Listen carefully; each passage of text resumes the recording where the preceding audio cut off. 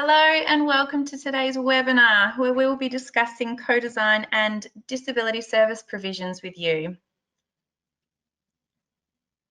I'd like to firstly acknowledge the apology from our client manager Shireen today. Replacing her is myself.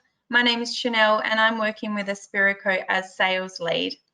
We did expect this topic of co-design would be of interest to the sector, so it's lovely to see so many of you here from across Australia and New Zealand. Thank you very, very much for taking time out of your day to join us.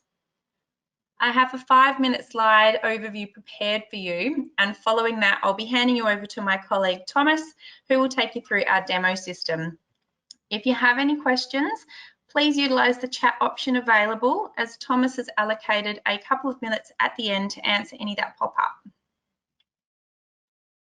Today's focus of co-design and disability service provisions has come to life through our work with our iplanit users across the regions.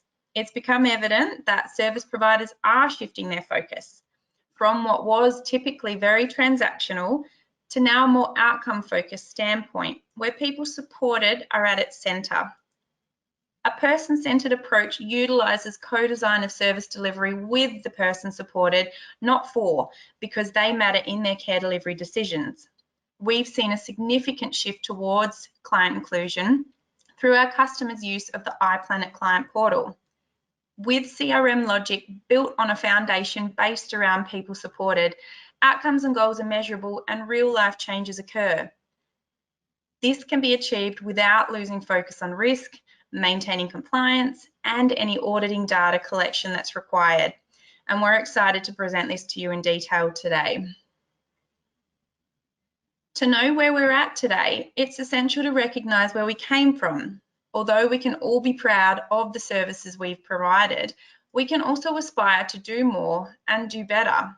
We've seen the evolution of disability support, and it's through continued engagement with the people supported and understanding their perspective that we get to learn what really works for them. Evolving within the sector with the people supported is what really matters.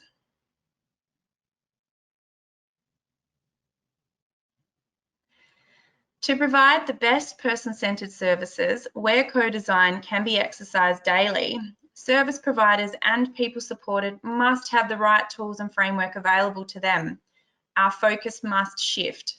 Less generic to being more personal, from institutional to an independent mindset, working on strength, not deficits and downfalls, focusing on outcomes, not input and task completion, and moving away from being risk averse to risk aware, all of this empowering the person supported. Co-design shows organisations working with people supported to provide services that has me, my and I included. We wanted to create a software approach that could provide the right tool for inclusion and transparency, and we cannot provide this through a staff management system. Person-centred support and co-production of service delivery requires unique coding logic built from the ground up.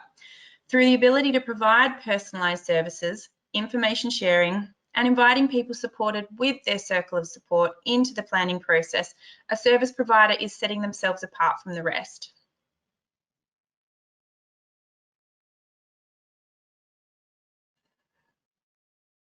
To demonstrate how iplanit supports co-design and inclusion, we take a quick look at how our unique iplanit CRM is configured. As you can see here, the person requiring support is at the centre of the software coding. Layers are then added to build upon this. This sets us apart in the market as is outcome focused, working with the person supported to achieve their goals. Unlike many other systems that are built from a staff point of view, which are more transactional and task driven, more tick box if you will, and less personalised. And as mentioned earlier, we don't lose sight of the important managerial side of reporting requirements such as compliance, risk management and more, which are all available as part of core iplanit.